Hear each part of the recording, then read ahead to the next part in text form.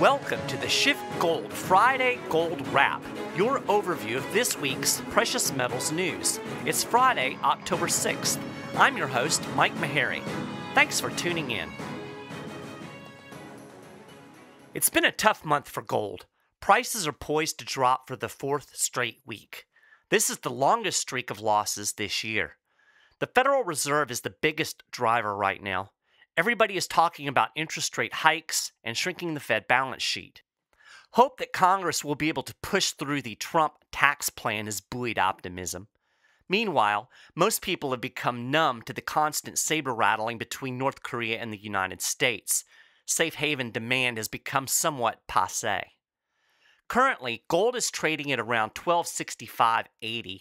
Silver is at $1664, and the gold-silver ratio stands at 76.27. It's interesting that markets have not reacted more significantly to the launch of quantitative tightening. This month, the Fed will begin winding down its balance sheet. The plan is to start its tightening program slowly.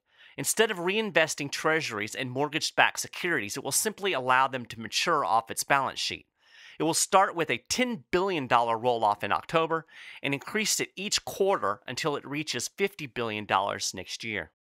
Most of your mainstream analysts seem to be treating this like a great big ho-hum, but this is really quite a significant policy reversal. And generally speaking, you don't do a giant 180 without some kind of fallout. I don't think a lot of people realize the scope of the Fed's 3 rounds of quantitative easing in the wake of the 2008 financial crisis. In simplest terms, the central bank created money out of thin air and used it to buy bonds and mortgage-backed securities. Over a span of nearly 7 years, the Fed's balance sheet increased $3,625 billion. That's a 427% increase. So where did a lot of this new money end up? In the stock market. Analysis reported by Yahoo Finance last year showed that 93% of the entire stock market move since 2008 was caused by Federal Reserve policy. Now, it doesn't take a Wall Street tycoon to figure out quantitative tightening. Reversing that policy may well suck the air out of that stock market bubble. A Market Slant article did a pretty good job of highlighting the potential ramifications of quantitative tightening. Quote, starting to reverse QE via QT radically alters the market dynamics going forward. Like a freight train starting to move, it doesn't look scary to traders yet. But once that QT train gets barreling at full speed, it's going to be a havoc-wrecking juggernaut. Unquote. So why is the mainstream pretty much just shrugging its shoulders at this major reversal in monetary policy? I think it's kind of like an approaching storm. I used to live in Florida, and when hurricanes are approaching, there's almost always this festive atmosphere. And you know, it is fun to plan your hurricane party. But it's not so fun living through a hurricane. More from Market Slant. With stock markets at all-time record highs this week, QT's advent seems like no big deal to euphoric stock traders. They're dreadfully wrong. CNBC's inimitable Rick Santelli had a great analogy of this. Just hearing a hurricane is coming is radically different than actually living through one. QT isn't feared because it isn't here and hasn't affected markets yet. But once it arrives and does, psychology will really change. Make no mistake, quantitative tightening is extremely bearish for these QE-inflated stock markets. That's a more technical way of saying the big, ugly stock market bubble is going to burst. Last week, I mentioned that so-called commodities king Dennis Gartman said he didn't think the gold bull run is over. With prices down, it might be a good time to take his advice. He said, quote, if you're not long, you should use this weakness that we've had over the last few weeks to be a buyer. No question. They're doing just that in Australia. Gold sales at Australia's Perth Mint doubled in September. Sale of gold coins and minted bars jumped to 46,415 ounces in September, up from 23,130 ounces a month ago. Meanwhile, sale of silver also surged 78%. Officials at the Perth Mint said investors seized upon the opportunity offered by the drop in prices of gold in late September to buy. After surging in August, gold continued to flow into ETFs last month. According to the World Gold Council, Gold-backed ETF holdings increased by 22.4 tons in September. This follows on the heels of a 31.4 ton increase in August. North American ETFs drove the increase, with other regions seeing slight outflows. After taking in 27.8 tons of gold through funds listed in the region in August, North America upped her game in September, with investors adding 35.0 tons. Gold flowing into ETFs is significant because of its effect on the world gold market, and it pushes overall demand higher. ETFs are backed by physical gold held by the issuer and are traded on the market like stocks. They allow investors to play gold without having to buy full ounces of gold at spot price.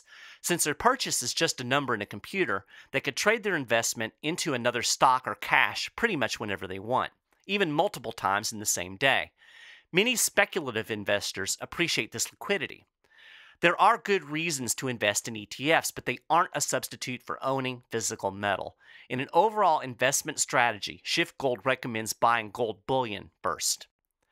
In other news, the World Gold Council has announced plans to form a committee that will help set up India's first physical gold exchange. Officials say they hope to have the exchange up and running in 12 to 18 months. The exchange would allow retail investors to bring their physical gold to formal financial channels and make it easier to monetize. According to the WGC report, a physical exchange would enable jewelers, retailers, refiners, and banks to trade over a regulated platform.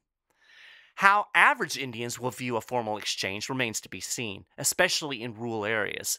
Large segments of the Indian economy operate underground, and there is a general distrust of the government. Gold is an important part of this underground economy, and despite its best efforts, the government has not been able to stop it. Regardless, gold will continue to be an important part of the Indian economy, whether formally, underground, or both. India has also developed an appetite for silver. According to a new report by the Silver Institute, India consumed 160.6 million ounces of silver in 2016, accounting for 16% of the global silver demand. Most of that silver goes into jewelry and silverware fabrication, but investment demand for silver has also picked up in India over the last decade. The Silver Institute called the increase in demand between 2010 and 2015 unprecedented.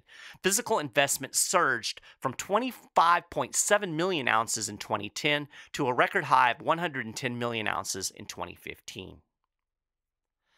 Conventional wisdom holds that gold is a good store of value and provides a hedge of protection against inflation and economic upheaval. But a close look at the data reveals gold also offers a long-term growth trajectory comparable to other financial asset classes. Analysis by the World Gold Council shows that gold actually compares favorably with U.S. and foreign stocks, bonds, cash, and other commodities when you analyze growth patterns. This holds true whether you look at 10-year, 20-year, or even a 40-year time span. An article posted on the SchiffGold blog this week breaks down the growth for all of these asset classes over those time spans. When you look at it, it really does break down this conventional wisdom that owning gold won't help you grow your wealth. The WGC said that sovereign wealth funds should look at gold. It said gold has unique qualities that can meet the needs of sovereign wealth funds. It features a long-term pro-growth trajectory without sacrificing its short-term diversification and safe haven characteristics. So gold is more than just a hedge. It's not only a great way to preserve your wealth, it's a great way to grow it as well.